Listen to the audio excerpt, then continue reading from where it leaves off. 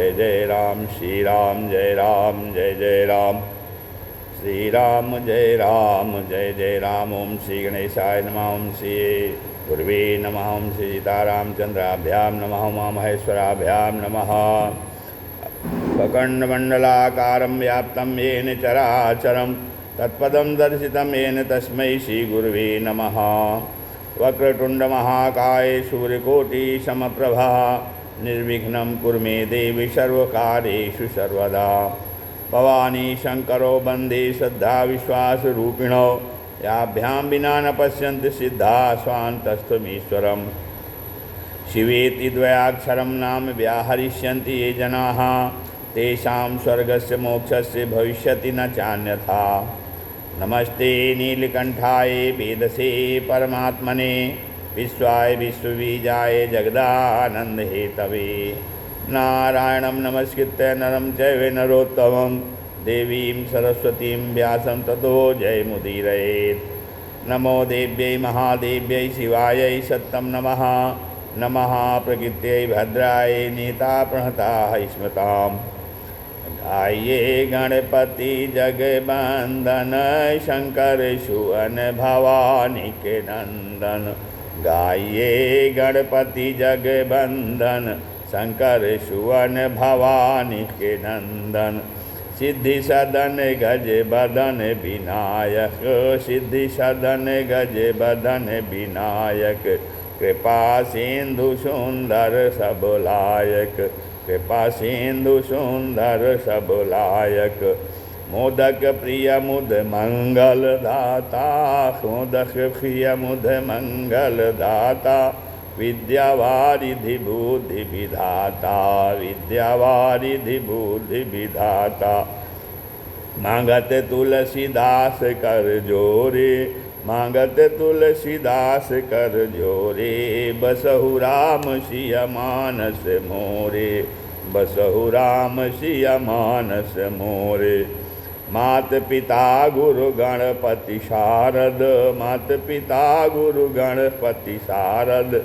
शिवा समेत शंभु मुनि नारद शिवा समेत शंभु मुनि नारद। महावीर बिनवौ हनुमाना महावीर बिनवौ हनुमाना। राम जासु जस आप बखाना राम जासु जस आप बखाना। सुख सनकादि भगत मुनि नारद सुख सनकादि भगत मुनि नारद। जे मुनिवर विज्ञान विशारद जे मुनिवर विज्ञान विशारद। प्रणवौ सबहि धरनि धरि सीसा प्रणवौ सबहि धरनि धरि सीसा। करहु कृपा जन जानि मुनीसा करहु कृपा जन जानि मुनीसा। श्री राम जय जय राम। ओम नमः शिवाय हरि ओम नमः शिवाय ओम नमः शिवाय हरि ओम नमः शिवाय नमः शिवाय ओम नमः शिवाय नमः शिवाय ओम नमः शिवाय। हरे हरे भोले नमः शिवाय हर हर भोले नमः शिवाय ओम नमः शिवाय ओम नमः शिवाय। हर हर भोले नमः शिवाय ओम नमः शिवाय नमः शिवाय हरि ओम नमः शिवाय ओम नमः शिवाय हरि ओम नमः शिवाय। हर हर भोले नमः शिवाय ओम नमः शिवाय हरि ओम नमः शिवाय नमः शिवाय ओम नमः शिवाय। हर हर भोले नमः शिवाय नमः शिवाय ओम नमः शिवाय।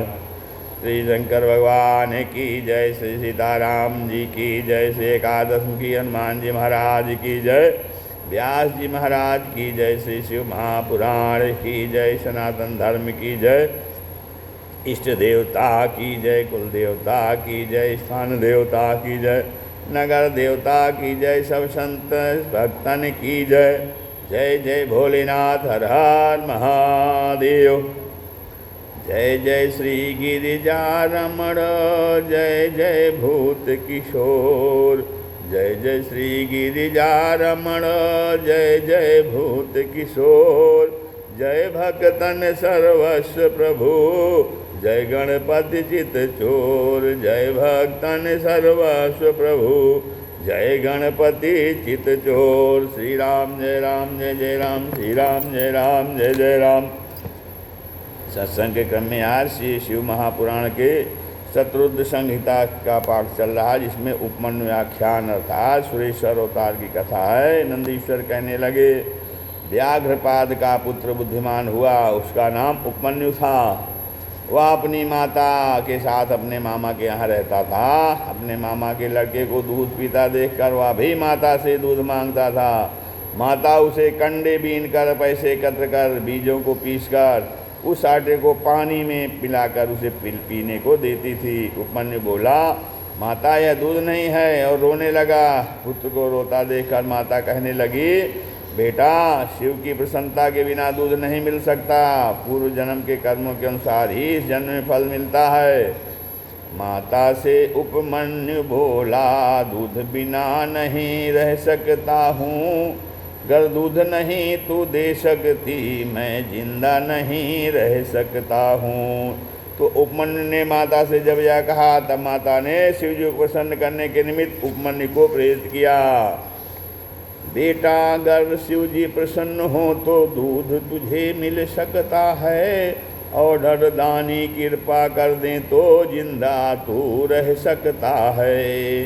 माता के वचन सुनकर उपमन्यु बोला, माता यदि ऐसी बात है तो मैं दूध देने वाले शिव जी को अवश्य प्रसन्न करूंगा। ऐसा कहकर हिमालय पर जाकर 8 ईंटों का भवन और मृतिका का लिंग बनाकर पार्वती से शिव का आह्वान करके नमः शिवाय इस मंत्र से वन के पत्ते तथा पुष्पों से पूजन करने लगा। उस महात्मा उपमन्यु के कठिन तप से चर अचर लोग दग्ध होने लगे। तब विष्णुआदि देवताओं ने शिवजी से उपमन्यु के ऊपर कृपा करने का आग्रह किया। शिवजी उपमन्यु की भक्ति की परीक्षा करने के हेतु इंद्र का रूप धारण कर पार्वती, शचिका और नदियाँ ऐरावत का रूप धारण कर उपमन्यु के पास गए। उपमन्यु कहने लगा, हे देवराज, मैंने तो शिव जी को प्रसन्न करने हेतु तपस्या की है और उन्हीं की कृपा का अधिवासी हूँ। इस पर इंद्र बने। शिव कहने लगे, तू मेरा भक्त बन जा, मैं तेरी सभी अभिलाषा पूरी करूँगा। निर्गुण शिव की भक्ति से कुछ भी नहीं मिल सकता है। नंदीश्वर कहने लगे। इंद्र के वचन सुनकर उपमन्यु कहने लगा, हे देवेंद्र, आपने ब्रह्मा विष्णु महेश को भी उत्पन्न करने वाले उन रुद्र की निंदा की है। मैं तो उन्हीं से ही वर मांगूंगा। वो ही श्री ब्रह्मा विष्णु आदि देवों से श्रेष्ठ हैं, उन्हीं से वर भी मांगूंगा। वो ही ब्रह्मा विष्णु आदि देवों में श्रेष्ठ हैं और गुणों से परे हैं। अब आप मेरे भाव को सुनो। मैंने सुना है कि शिव जी का निंदा सुनने वाला यदि तुरंत अपने प्राण दे तो उसे शिवलोक की प्राप्ति होती है। मानस में भी कहा गया है, अरे हरिहर निंदा सुनई जो काना, कोई पाप गो घात समाना। हरिहर निंदा सुनई जो काना, कोई पाप गो घात समाना। काटियता सुजीभ जो बसाई, काटियता सुजीभ जो बसाई। सवन मुँह दिनत चलिए पराई, सवन मुँह दिनत चलिए पराई। श्रुत्वा निंदां भवस्यात् तत्क्षणा देव सत्यजेत। स्वदेहं तन्निहत्यासु शिवलोकं स गच्छति। अथ अब हे देवेंद्र, हे देवाधम, अब मैं अपनी दूध पीने की इच्छा को त्यागता हूँ और शिव निंदा श्रवण के पाप के निवारण हेतु तो अपने प्राणों का त्याग करता हूँ। उस आधार से भस्म लेकर उसे अघोर अस्त्र से अस्मृतित कर क्रोध से आवाज़ लगाकर इंद्र के ऊपर छोड़ दिया। फिर अपने इष्टदेव युगल का ध्यान कर अपने शरीर को दग्ध करने की इच्छा से अग्नि की इच्छा की। उपमन्यु द्वारा छोड़े गए घोर अस्त्र को नंदी ने बीच में ही ग्रहण कर लिया। उसी क्षण शिव जी ने बैल पर चढ़कर त्रिशूल हाथ में लेकर के अपनी कृपा दृष्टि उपमन्यु के ऊपर की। उस समय आकाश में पुष्पों की वर्षा होने लगी। शिव जी ने आओ आओ कहकर उसका मस्तक चूम लिया। हे पुत्र, मैंने तेरी दृढ़ भक्ति की परीक्षा करने हेतु यह लीला की थी। मैं तुझे वर देता हूँ क्यों तू बंधु बांधवों सहित इच्छानुसार भक्ष्य भोज्यों को भोग कर मेरी भक्ति में तत्पर होगा। आज से पार्वती तेरी माता हैं, तुम निरंतर कुमारपन को प्राप्त होगे। उपमन्यु भक्त दृढ़ भक्ति तेरी मैं प्रसन्न हो वर देता हूँ। उपमन्यु भक्त दृढ़ भक्ति तेरी मैं प्रसन्न हो वर देता हूँ। दूध हित दूध दही मधु से पूरित अनगिनती सागर देता हूँ। तो इनको प्रसन्नता से ग्रहण कर आनंद से रहेगा और मेरे गण की पदवी को प्राप्त करेगा। मैं महादेव तेरा पिता और पार्वती तेरी माता हैं। प्रसन्नता से दिए हुए अभिलाषित पर वर ग्रहण कर। शिव जी कहते हैं अजरश्चामरश्चैवो भवत्वं दुःख वर्जितः यशस्वी वर तेजस्वी दिव्य ज्ञानी महाप्रभु। तू अजर अमर दुख से रहित यशस्वी सुंदर तेजस्वी दिव्य ज्ञानी और महाप्रभु होगा। पार्वती ने उसके सिर पर हाथ रखकर अक्षय कुमार पद साकार क्षीर सागर तथा क्षीर के समान इस स्वाद युक्त समुद्र पिंड रूप से निकट होकर स्थित होकर दिया और अविनाशी योगेश्वर तथा सनातनी ब्रह्म विद्या आदि उसे दिए।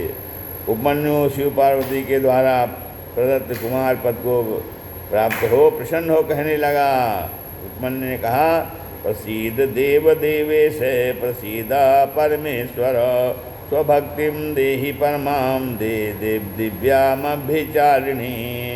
हे देवेश हे परमेश प्रसन्न हो जाओ, अपनी परम पुनीत भक्त मुझे प्रदान करो। ऐसा कहकर शिव जी की स्तुति करने लगा। स्तुति सुनकर शिव जी कहने लगे अजरश्यामरस्य त्वं सर्वदा दुःखवर्जितः सर्वपूज्यो निर्विकारी भक्तानां प्रवरो भव। हे पुत्र तू अजर अमर होकर दुष्टों से छूटकर सबों से पूजित होकर निर्विकारी हो। तू भक्तों में श्रेष्ठ होगा, तेरे बंधु बांधव और गोत्र अच्छे होगा, मेरा भक्त होगा, मैं सदैव तेरे पास ही रहूँगा। ऐसा कहकर शिव जी परिकरों सहित अंतर ध्यान हो गए। अब नंदीश्वर कहने लगे हे मुने मैंने भक्तों को सुख देने वाले सुरेश्वर नाम के अवतार का वर्णन किया है। यह कथानक मनोरथों को पूर्ण करने वाला और सद्पुरुषों को यश भोग स्वर्ग और मुक्त देने वाला है। अब शिव का जटिल रूप अवतार की कथा है। नंदीश्वर कहने लगे हे सनत कुमार जी अब आप शिव के जटिल रूप अवतार को श्रवण करिए। पूर्व में दक्ष कन्या सती ने अपने पिता के यहाँ यज्ञ में शिव का अपमान होने के कारण यज्ञ में अपना शरीर त्याग दिया था और शरीर त्यागते समय वरदान मांगा था कि जन्म जन्म में मेरा शिव चरणों में ही अनुराग रहे। सती मरत हरिशन बरु मांगा सती मरत हरिशन बरु मांगा जन्म जन्म शिव पद अनुरागा जन्म जन्म शिव पद अनुरागा। तो उसी प्राण या मनोकामना कारण हिमालय के यहाँ मैना से पार्वती रूप से जो उत्पन्न हुई और इस जन्म में भी शिव कृपा प्राप्त करने के निमित्त नारद जी के कथनानुसार अपनी सखियों के साथ वन में जाकर कठोर तप करने लगीं। अब पार्वती में अपनी निष्ठा जानने के निमित्त शिव जी ने पार्वती के पास में सदृश्यों को भेजा। वहाँ पर उन्होंने अनेक प्रकार से परीक्षा ली लेकिन कोई सफलता नहीं मिली। उन्होंने सारा समाचार शिव जी से निवेदन किया। तब शिव जी पार्वती में अपनी निष्ठा जानने को अद्भुत ब्रह्मचारी का रूप बनाकर जटिल रूप से पार्वती के पास जा पहुँचे। पार्वती ने वृद्ध जटिल को जिसके हाथ में कमंडल था देखा और कुशल पूछकर कहा आप कौन हैं और कहाँ से आए हो। ब्रह्मचारी बने शिव जी कहने लगे मैं इच्छानुसार फिरने वाला ब्रह्मचारी तपस्वी ब्राह्मण दूसरों का उपकार करने वाला हूँ। फिर कहने लगे क्या कहूँ कहने योग्य नहीं है क्योंकि सुख की साधन रूपी नवीन अवस्था में सुंदर भोगों को त्याग कर विथाहित तप में रत हो। और तुम्हारा परिचय क्या है और किस कारण कठिन तप कर रही हो। पार्वती ने कहा हे ब्रह्मचारी हे मुनि मैं हिमाचल की पुत्री पार्वती हूँ। पूर्व जन्म में मैं दशपुत्री सती थी और शिव की भावना और जो है शिव की भार्या थी लेकिन पिता के यज्ञ में पति का अपमान देखकर यज्ञ में योग द्वारा अपना शरीर त्याग दिया था। इस जन्म में गुरुदेव नारद जी के वचनों पर विश्वास कर शिव जी को पति रूप में पाने के लिए तप में रत हूँ। मैं पूर्व जन्म की दक्ष सुता अब हिमगिर सुता कहाती हूँ। नारद वचनों को सत्यमान शिवपति मिले तप करती हूँ। पार्वती के वचनों को सुनकर जटिल रूप शिव ने कहा, हे हिमाचल पुत्री, तेरी बुद्धि को क्या हुआ है जो अत्यंत वैभव युक्त देवताओं को छोड़कर उस बैल पर सवारी करने वाले विकारी जटाजूटधारी और सदा एकाकी रहने वाले इस वैरागी को न उनका रूप सुंदर है और न गुण है, न तुम उनमें जो है मन को मत लगाओ। आगे तेरी इच्छा है, मैं उनको अच्छी तरह जानता हूँ। उनके वचनों को सुनकर पार्वती को बुरा लगा, कहने लगी, हे अधम, तू ब्रह्मचारी के रूप में कोई भूत आया है। तेरे द्वारा कही गई शिव निंदा सुनकर मुझे क्रोध आ रहा है। शिव निंदाम करोति ही तत्त्वमज्ञाय यह पुमान, आज जन्म संचितम पुण्यम तस्य भस्मी भवत्युत। तो जो मनुष्य तत्व को न जानकर शिव जी की निंदा करता है, उसका जन्म भर का पुण्य नष्ट हो जाता है। शुद्ध ऋषि को तो स्पर्श करने से पाप लगता है। हे दुष्ट, तूने कहा मैं जानता हूँ, तू शिव को नहीं जानता है। वो रुद्र सत्पुरुषों को प्रिय भी निर्गुण और अविनाशी कहलाते हैं। हे शूद्रोही वध के योग्य हैं वे, तू शूद्रोही वध के योग्य है, परंतु ब्राह्मण ब्रह्मचारी होने से अवध्य है। शिव निंदा सुनना भी पाप लगता है। संत शंभु श्रीपत अपवादा, सुनी जहाँ तहाँ असिमर जादा, काटिए तासु जीभ जो बसाई, सवनु दिनत पढ़ाई पढ़ाई। तो कहते हैं पार्वती की बातें सुनकर ब्रह्मचारी और कुछ कहने को हुआ। तब पार्वती अपनी सखी विद्या से कहने लगी, या नीच ब्राह्मण फिर कुछ कहेगा, इसलिए तो इसको बाहर कर दे, क्योंकि शिव निंदा करने वाला ही पापी नहीं होता, वरन उस निंदा को सुनने वाला भी पाप भागी होता है। हे सखी, वह ब्राह्मण मुंह देखने के भी काबिल नहीं है। मैं अब इस स्थान को त्याग कर अन्यत्र जाऊंगी। न केवलम भवेत् पापम वृद्धागतम शिवस्य है, यो वै शृणाति तन्निंदा पाप भाग सा भवेदिह। ऐसा कहकर जैसे ही सती जाने लगी, वह शिव रूप में ध्यान करती थी। उसी रूप में शिव जी ने प्रकट होकर पार्वती का वस्त्र पकड़ लिया। है पार्वती, जिस रूप में आया उसका एकमात्र तुम्हारी दृढ़ भक्ति परीक्षा के निमित्त था। तू सदा से मेरी पत्नी तेरे साथ ही मैं शीघ्र ही कैलाश को जाऊंगा। वरदान मांगो। पार्वती बोली, हे प्रभु, यदि हो प्रसन्न कैलाशपति, मुझको वर देने आए हो। आप ही हमारा वर्ण करो, मनवांछित देने आए हो। मनोकामना की पूर्ति करने आए हो तो हमारा वर्ण आप ही करो। पार्वती की इच्छा जानकर शिव जी कहने लगे, तुम सनातनी मेरी पत्नी मेरी, यह मेरी अटल प्रतिज्ञा है। कर वर्ण तुम्हें कैलाश चलूँ, मेरी अति उत्कट इच्छा है। वैसा कह के शिव जी ने पार्वती जी से विधि पूर्वक विवाह कर कैलाश को गमन किया और वहाँ अनेक प्रकार के मंगलों का आयोजन होने लगे। जैसे रामचरितमानस में श्री राम जब से सीता जी से विवाह कर अयोध्या में आए उस समय अनेक मंगल होने लगे, उसी प्रकार कैलाश वाद्य गीतों से परिपूर्ण हो गया। सभी शिवगण और देवगण प्रसन्न हो रहे हैं। आए ब्याही राम जब घर ते, बसई आनंद अवध सब तब ते। तो शंकर जी की महत्ता के विषय में भी श्री कृष्ण गीता में भी कहते हैं, रुद्राणाम शंकरश्चास्मि, वित्तेशो यच्छ रक्षसाम, पशूनाम पावकश्चास्मि, मेरु शिखरिणाम हम। मैं समस्त रुद्रों में शिव हूँ, यक्षों और राक्षसों में संपत्ति का देवता कुबेर हूँ। रुद्राणाम शंकरश्चास्मि, वित्तेशो यच्छ राक्षसाम, वसुनाम पावकश्चास्मि, वसुओं में मैं अग्नि हूँ और मेरु शिखरिणाम और समस्त पर्वतों में मेरु हूँ। हर हर महादेव। श्री राम जय राम, जय जय राम श्री राम। अब नरकट नट अवतार नंदीश्वर कहने लगे, हे सनत कुमार जी, अब आप शिव जी के नर्तक नट अवतार का आख्यान सुनिए। एक समय शिव जी पार्वती के तरफ से प्रसन्न होकर पार्वती के पास जाकर कहने लगे, मैं तुम्हारे तरफ से प्रसन्न हूँ, वरदान मांगो। पार्वती कहने लगी, प्रभु, मैं अब यहाँ से घर को जाऊँगी, आप भी मेरे पिता के पास जाकर के मुझे उनसे मांग कर उनका गृहस्थ आश्रम सफल करिए। शिव जी बहुत अच्छा कह के कैलाश को चले गए। पार्वती अपनी सखियों के साथ में अपने पिता के घर चली गई।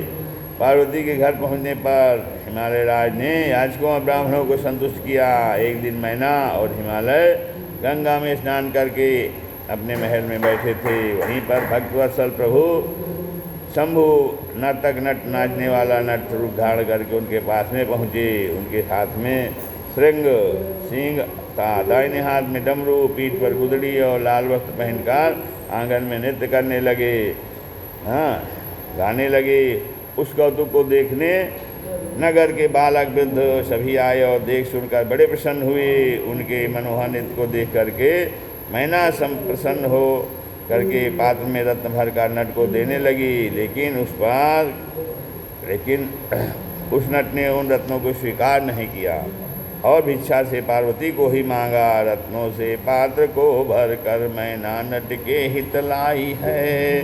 नट ने पार्वती को मांगा, मैना सुनकर घबराई है। उसी समय हिमालय भी आ गए। उन्होंने मैना से सारा वृत्तांत सुन करके हिमालय ने क्रोध करके अपने सेवकों से उस नट को बाहर करने की आज्ञा दी, लेकिन कोई भी उसे बाहर निकालने में समर्थ नहीं हुआ। हिमालय को उस नट का भेष पहले विष्णु में फिर ब्रह्मा के रूप में दिखाई दिया। हिमालय देखकर विस्मय को प्राप्त हुए। उस समय भी नट ने पार्वती को ही मांगा था। सोच विचार कर हिमालय और मैना ने पार्वती को शिव को अर्पण कर दिया और हर्ष से भर गए। शिव की प्रसन्नता पाकर अपने जन्म को सार्थक किया। शिव जी का द्विज और नामक अवतार है। नंदीश्वर कहने लगे, हे सनत कुमार जी, अब आप शिव जी के द्विज नामक अवतार को सुनो। एक बार सभी देवताओं ने देवगुरु बृहस्पति से कहा, आप हिमालय के घर जाकर शिव जी की निंदा करके उनकी भक्ति की परीक्षा करो। देवगुरु ने साफ मना कर दिया। फिर सभी देवता ब्रह्मा जी के पास गए, उनसे भी वही आग्रह किया। ब्रह्मा जी कहने लगे, हे देवो, मैं इस कार्य को करने में सर्वथा हूँ। आप सभी शिव के पास ही जाकर ये अपना अनुग्रह सुनाओ। सभी देवता भोले शंकर जी के पास में जाकर अनेक प्रकार से स्तुति करके अपना सारा वृत्तांत निवेदन कर दिया। शंकर जी ने प्रसन्न होकर उनका निवेदन स्वीकार कर लिए और शिव जी छत्र तथा दंड धारण करके मस्तक पर तिलक लगाकर हाथ में स्फटिक की माला व गले में शालिग्राम धारण करके विष्णु भगवान का ध्यान करते हुए हिमालय के समीप पहुँचे। हिमालय ने उनका स्वागत किया, पूछा, आपका परिचय क्या है? शंकर जी कहने लगे, हे शैलराज, मैं द्विज नाम का परोपकारी मर्मज्ञ जानने वाला साधु हूँ, वैष्णव हूँ। तब मैंने जो जाना है उसे सुनो। हे ज्ञानियों श्रेष्ठ हिमालय, हे शैलाधिपति, इस समय आपकी बुद्धि ठीक काम नहीं कर रही है। देखो, इस समय आपका जिसे पार्वती को देने का निर्णय है, उन शिव के यहाँ घर भाई बंधु कुछ भी नहीं तो नहीं है। आप अपनी मैना से भाई बंधु से पूछो कि रोगी को औषधि अच्छी नहीं लगती और एक तो कुपथ्य अच्छा लगता है। रोगिणे न सुधम शैलम कुपथ्यम रोचते सदा। पार्वती के लिए क्या आपको कोई और वर नहीं मिला? शिव तो असंग रूप निर्गुण मरघटवासी भस्म और सांप धारण करने वाले नग्न रहने वाले, ऐसा कहकर द्विजरूपधारी शिव वहाँ से चले गए। मैना द्विज के वचनों को सुन करके विपरीत अनर्थ के विषय में सोचने लगी कि हमको क्या करना चाहिए। तदनंतर शिव जी ने अपनी माया से नारद जी को हिमालय के पास भेजकर उनकी अनर्थ की समस्या दूर की और लोकहितार्थ पार्वती से विवाह कर देवों को प्रसन्न किया। देवों ने पुष्पों की वर्षा कर हर्ष मनाया। श्री राम जय जय। था विसर्जन होते हैं सुनो वीर हनुमान, राम लखन सीता सहित हृदय करो विश्राम। सियावर रामचंद्र की जय। एकादश मुखी दक्षिणेश्वर दामोदर कारण जी महाराज की जय। उमापति महादेव की जय। श्री राम जय।